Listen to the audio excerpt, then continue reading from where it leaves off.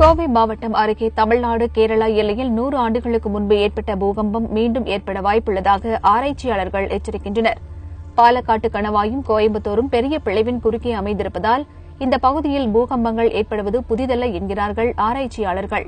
கோவையிலிருந்து 26 கிலோமீட்டர் தென்மேற்கு திசையில் அமைந்துள்ள கேரள மாநிலத்துக்குட்பட்ட நல்லைப்பள்ளியை மையமாக கொண்டு கடந்த 1900 ஆண்டு பிப்ரவரி 8ஆம் தேதி அதிகாலையில் நிலநடுக்கம் ஏற்பட்டது.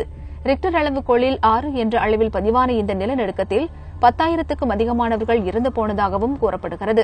சுமார் 25,000 சதுர கிலோமீட்டர் சுற்றளவுக்கு நில அதிர்வு உணரப்பட்டது.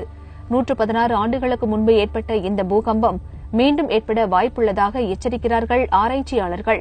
உலகளவில் குறிப்பாக தென்கிழக்கு ஆசிய நாடுகளில் ஏற்பட்டுள்ள இயல்புக்கு மாறான காலநிலை மாற்றம் பூகம்பம் வருவதை நமக்கு உணர்த்துவதாகவும் அதற்கு ஏற்ப முன்னெச்சரிக்கை நடவடிக்கைகள் மேற்கொள்வது அவசியம் என்றும் அவர்கள் வலியுறுத்துகின்றனர். தமிழக கேரள எல்லையோர பகுதியான கோயம்புத்தூர் பாலக்காடு மாவட்டங்களின் மையப்பகுதியில் வரப்போகின்ற பூகம்பங்களா? ஆம், 1900 பிப்ரவரி மாதம் 8ஆம் நாள், அதாவது 116 ஆண்டுகளுக்கு முன்பு அதிகாலை 3:11 தென்னிந்தியாவிலேயே நிகழ்ந்த மிகப்பெரிய பூகம்பத்தின் மையம் கோயம்புத்தூர் பூகம்பம். அந்த மையம் இப்போது பாலக்காட்டில் உள்ளது.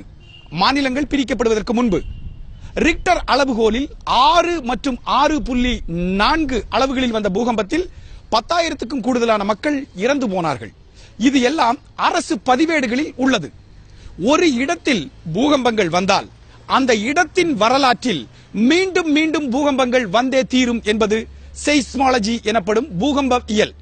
உலக பூகம்ப இயலின் ஒரு தொடர்புடைய அந்த படனங்கள், அதாவது ஸ்டடி ரிப்போர்ட் அடிப்படையில் இங்கு மீண்டும் மீண்டும் பூகம்பங்கள் வந்தே தீரும் என்பது உறுதிப்படுத்தப்பட்டுள்ளது.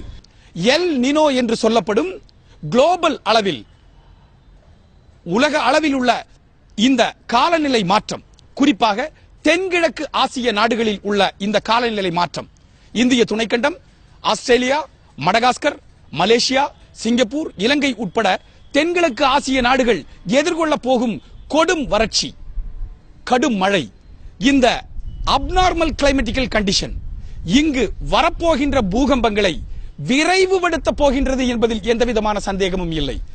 தொழில்நுட்பம் வளர்ந்த இந்த காலகட்டத்தில் குழந்தைகள் உட்பட இங்கிருக்கும் இயற்கை செல்வங்கள், முதியவர்கள், இங்கிருக்கும் அனைத்து விதமான சொத்துக்களையும் பாதுகாப்பதற்கு தற்காப்பு முன்னெச்சரிக்கை நடவடிக்கைகளை நாம் இந்த வினாடியிலிருந்து மேற்கொண்டே ஆக வேண்டும் என்ற கட்டாயமான காலகட்டத்தில் வாழ்ந்து கொண்டிருக்கின்றோம்.